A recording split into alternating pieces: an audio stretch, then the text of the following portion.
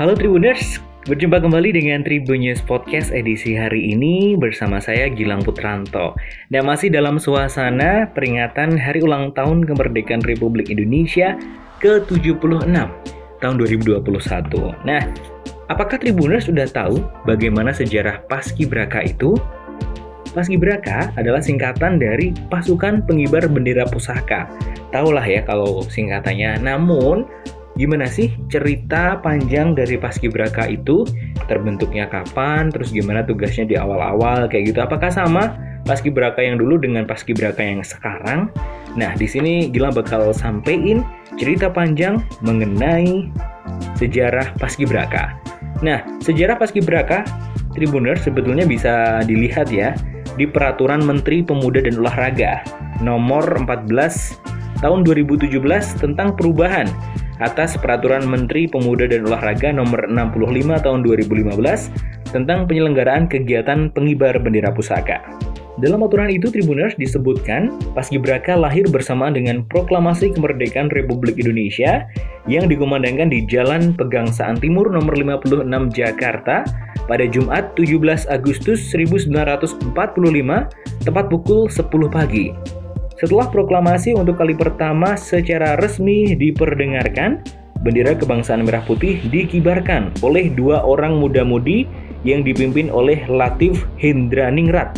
Namun setelah proklamasi kemerdekaan 17 Agustus 1945, perjuangan Indonesia belum usai, Tribuners. Belanda masih tetap ingin menguasai Indonesia sehingga pertempuran dan perjuangan masih berlanjut.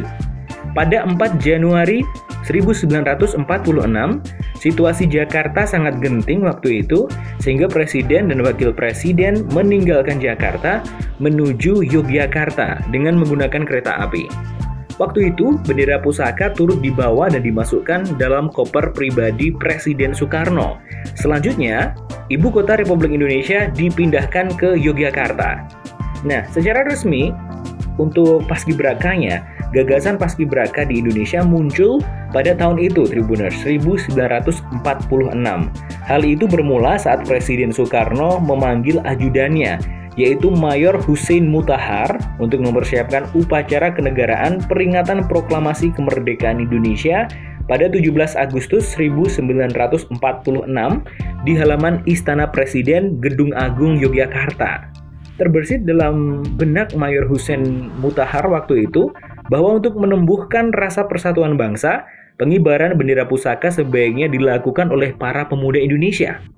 Nah, lantaran masih alam keadaan darurat, maka Hussein Mutahar hanya menunjuk 5 orang pemuda yang terdiri dari 3 orang putri dan 2 orang putra sebagai perwakilan daerah yang berada di Yogyakarta untuk mengibarkan sangsaka merah putih. Pada pertengahan Juni 1948, setelah misi penyelamatan bendera pusaka selesai dilakukan oleh Hussein Mutahar, ia tidak lagi menangani masalah pengibaran bendera pusaka. Kemudian di tahun 1967, Hussein Mutahar yang menjabat sebagai Direktur Jenderal Urusan Pemuda dan Pramuka, Departemen Pendidikan dan Kebudayaan, dipanggil oleh Presiden Soeharto untuk menangani kembali masalah pengibaran bendera pusaka.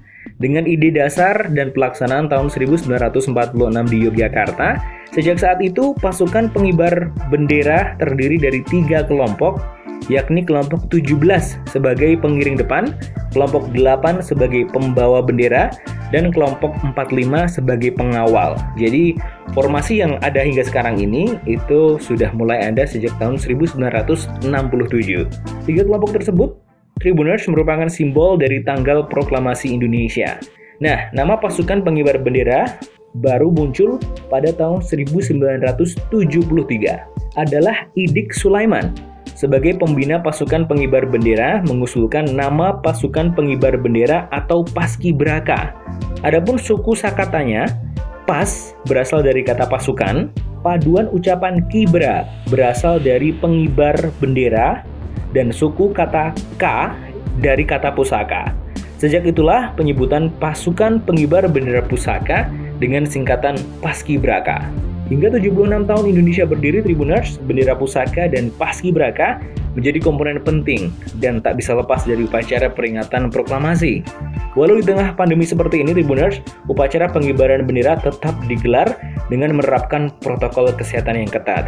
Tak hanya sekadar menaikkan dan menurunkan bendera nih Tribuners, bahwasanya Paskibraka, terutama Tribuners yang mungkin dulu waktu sekolah atau saat ini sedang mengalami yang namanya menjadi anggota Paskibraka, pasti merasakan bahwasanya Paskibraka itu tidak hanya bertugas untuk menaikkan dan menurunkan bendera, tapi sepanjang usia Republik Indonesia, Paskibraka juga memiliki sejarah yang panjang. Dari sejarah tersebut bisa dilihat kegiatan ini tidak sekedar menaikkan atau menurunkan bendera, tetapi jauh lebih dari itu. Kegiatan Paskibraka penuh dengan penanaman nilai-nilai kebangsaan seperti cinta tanah air dan juga rela berkorban untuk bangsa dan negara.